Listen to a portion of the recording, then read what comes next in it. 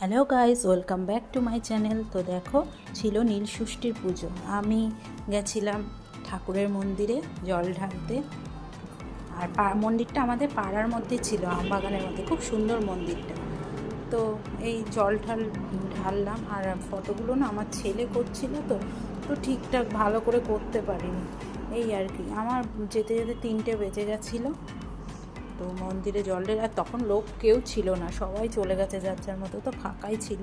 আমি একা গিয়ে জল ঢেলে ঠাকুরকে পুজো দিয়ে। তা আমার ভাগ্য ভালো যে পুরোহিত তখনও ছিল। মানে উনি তো রেগে গেছে প্রচণ্ড যে না এ করবো না। তারপর বললাম যে না, আমারটা অন্তত দিয়ে দিন। তো এইভাবে আসলে বাড়ির রান্নাবান্না কাজকর্ম করে যেতে তো একটু সময় লাগে, সেটা তো আর সবাই বোঝে না। তো পাশে আরেকটা গাছ ছিল, ওটাকে পুজো দেওয়া হলো। এবং নিচে আরেকটা বড় শিবলিঙ্গ ছিল, সেটা পুজো দিয়ে এই যে চলে এলাম। আমার খাবার সাবু